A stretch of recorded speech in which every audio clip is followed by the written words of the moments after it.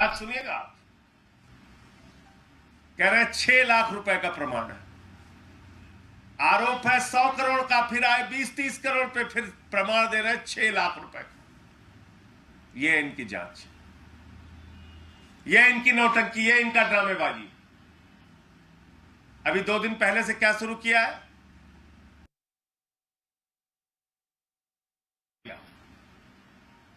आप रोज नए ड्रामे कर रहे हो, रोज नया मजाक बना रहे हो। आपकी ईडी सीबीआई कोई जांच एजेंसी है या कॉमेडी कंपनी है? आपने इंटरटेनमेंट डिपार्टमेंट खोल रखा है। पहले कहोगे 100 करोड़ का घोटाला, फिर कहोगे 20 से 30 करोड़ का घोटाला, फिर कहोगे 6 लाख का सच, फिर कहोगे 17 करोड़ का है। अब कुछ नहीं मिला तो 17 करोड़ का एक और मिला। अरविंद केजरीवाल और आम आदमी पार्टी से नफरत है तो मैं तो प्रपोजल दे चुका हूं प्रधानमंत्री जी को कि किसी चौराहे पे खड़ा करके हम लोगों को तोप से उड़वा दीजिए। इतनी नफरत क्यों रखते हो भाई? कोई साक्ष्य नहीं मिल रहा। फिर 2 दिन पहले से शुरू कर दी 17 करोड़ 17 करोड़। अब 1 साल तक 17 करोड़ की जांच चलेगी। 1 साल तक सबको जेल में धमका धमका के रखो। और ये 17 करोड़ की जांच के लिए भी वही टैक्टिस, डराओ धमकाओ झूठे बयान लो, वही टैक्टिस। कोर्ट ने 8 महीने के बाद जब पूछा भाई सबूत तो दो, आरोप लगा रहे हो 100 करोड़ के घोटाले का, कोई तो सबूत दो। 1 रुपए का ना घोटाला हुआ है, ना 1 रुपए का इनके पास कोई सबूत है। ये दोनों की दोनों जांच एजेंसियां नरेंद्र मोदी के इशारे पे अरविंद केजरीवाल और आम आदमी पार्टी को बर्बाद करने की पूरी कोशिश और साजिश रच रही है। एक भी साक्ष्य इनको नहीं मिला, एक प्रमाण इनको नहीं मिला। अभी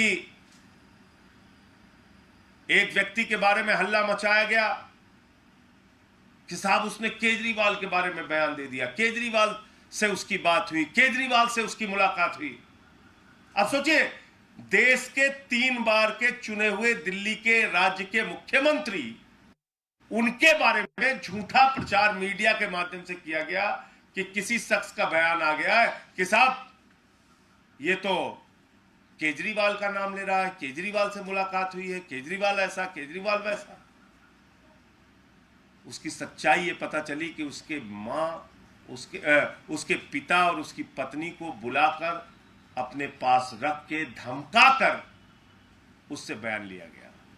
बाद में उसी व्यक्ति ने कोर्ट में जाके कहा कि ये सारी बातें झूठी हैं, हमसे जबरदस्ती जबरन बयान लिया गया। तो 8 महीने के बाद कोर्ट ने पूछा भाई कोई तो सबूत दो। तो एक दूसरे का मुंह देखने लगे, ईडी वाले सीबीआई का, सीबीआई वाले ईडी को, अपने आका मोदी को याद करने लगे और कहा साहब कोई सबूत नहीं है। तो राजेश जोशी को और गौतम मल्होत्रा को जमानत मिल जाती है। उसके बाद जब इनको फटकार लगी कोर्ट से, जब चारों तरफ थू थू होने लगी, बोले अब तो चेहरा बहुत काला हो रहा है, कुछ तो करना पड़ेगा। परसों से 17 करोड़ की स्टोरी शुरू है। अब ये मनोहर कहानी 1 साल तक छपेगी। बंद करो ये सब जांच, बंद करो ये सब ड्रामे। और ईडी और सीबीआई के अधिकारियों से कहना चाहता हूं, भानुप्रिया जी, अनमोल सचान जी, संजय मिश्रा जी, आप एक बड़ी नौकरी कर रहे हैं, आईआरएस की नौकरी कर रहे हैं। आईएएस, आईआरएस, आईपीएस, ये देश की सबसे बड़ी नौकरी होती है। गर्व करते हैं आपके बच्चे, आपके ऊपर, आपका परिवार, आपका समाज, कि कितनी बड़ी नौकरी हमारा बेटा या हमारी बेटी कर रहे हैं। और आप लोग ये काम कर रहे हैं, ये घिनौने कृत्य। एक अरविंद केजरीवाल और आम आदमी पार्टी को बदनाम करने के लिए ये सारी साजिशें, ये सारी चालें। अब मैं आपको अपने से संबंधित मामला बताता हूं। इन्होंने गलती जो मानी और मुझसे कहा कि साहब गलती हो गई थी, लिखना था राहुल सिंह, लिख दिया संजय सिंह। उस दिन भी मैंने कहा था कि भाई अजय का संजय हो सकता है, विजय का संजय हो सकता है, राहुल का संजय कैसे हो गया? तो बोले नहीं नहीं साहब गलती हो गई और हमने न्यायालय को लिखकर दे दिया। कल वो पत्र हमारे हाथ में लगा, अभी आपको शेयर कर देंगे।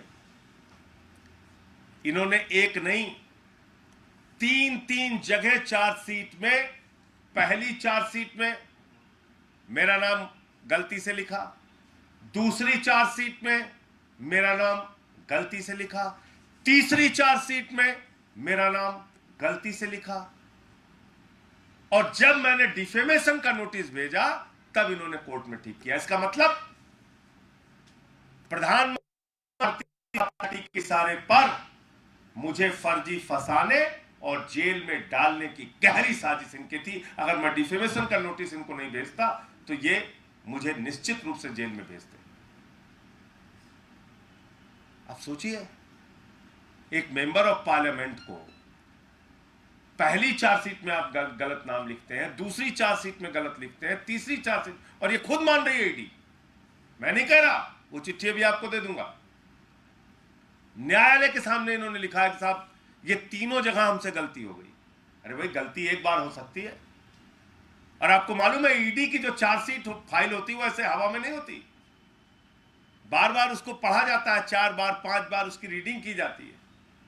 और एक सांसद का नाम आप शामिल कर रहे हो, आपको पता नहीं चल रहा है, 1 बार 2 बार 3 बार आपने चार्जशीट फाइल कर दी। आप मजाक कर रहे हैं। अभी क्या किया इन्होंने ड्रामा, एक व्यक्ति को बेल पे बाहर लाए, जमानत पे उसको बाहर लेके आए, उस व्यक्ति के पहले के बहुत सारे बयान, उसमें कहीं कोई जिक्र नहीं,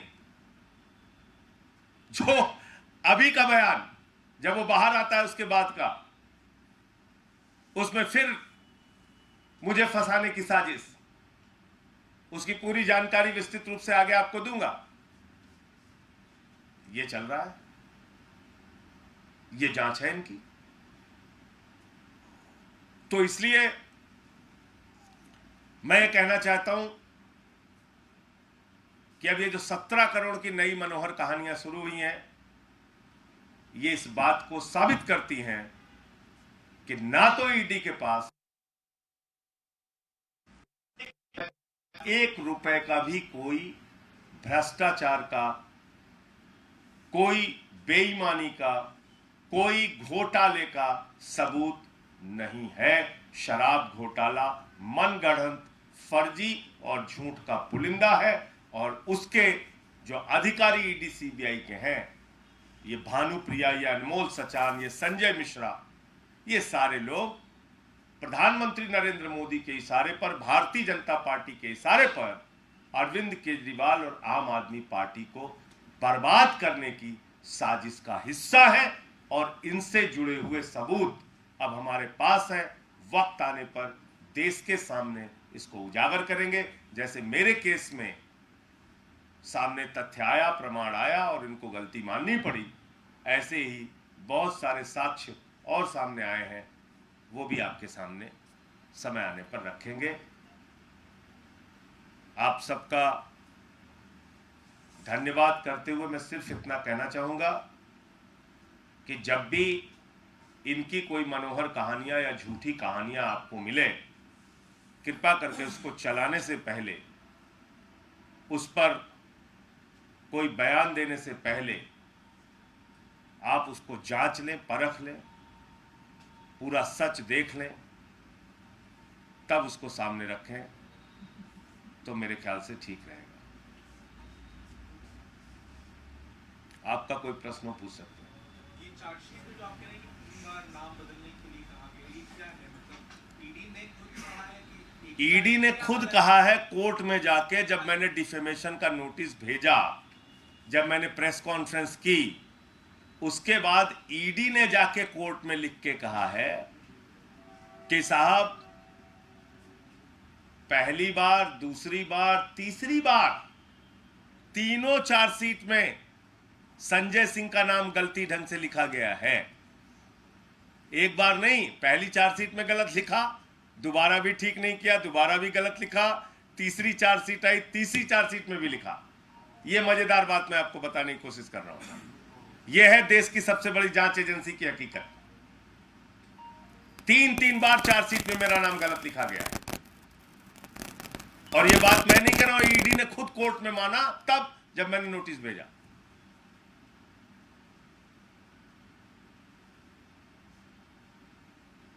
इसके अलावा सवाल 2024 को लेकर भी है।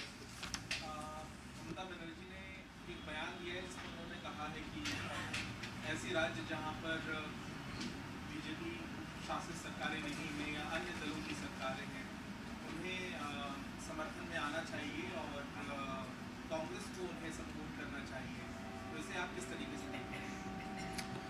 देखिए, अभी ये सब सारी बातें बहुत शुरुआती है, इस पर कोई प्रतिक्रिया देना ठीक नहीं है। समय आगे आने दीजिए, अगर कोई इस पे बात आगे बढ़ती है तो बताएंगे। आप मानते हैं तीसरा फ्रंट आप मान के चल रहे हैं या फिर विपक्षी एकता जो आप देख रहे हैं तस्वीर, मीटिंग भी की, आप भी मौजूद थे मीटिंग में, आदित्य ठाकरे भी मिल रहे हैं और नीतीश कुमार भी मिल रहे हैं, इसे क्या रूप आगे दे सकते हैं विपक्षी दल? क्या लगता है कि ये संभव नहीं है? देखिए, संभव है या नहीं है, ये वक्त के साथ चीजें तय होंगी, ये वक्त के साथ बातें पता चलेंगी। हाँ, ये जरूर है कि अभी यथास्थिति की हालत है। निश्चित रूप से नीतीश कुमार जी आए थे, केजरीवाल जी से मुलाकात हुई थी, दोनों लोगों ने मीडिया के सामने आके बयान दिया था। अब उसके आगे कोई बात बढ़ती है तो आप लोगों को जानकारी दी जाएगी। सुप्रीम कोर्ट के आदेश के बाद आपको लगता है कि अधिकारी जो है वो कहना मान रहे हैं या फिर एलजी पर जिस तरह से आपको आरोप लगाते हैं कि सरकार को काम नहीं करने दिया जा रहा है, अधिकारियों पर दबाव है, अब क्या स्थिति देख रही है हमारी पार्टी? थोड़ी प्रतीक्षा कीजिए, मुझे लगता है कि चीजें स्पष्ट हो जाएंगी, थोड़ा सा इंतजार कीजिए।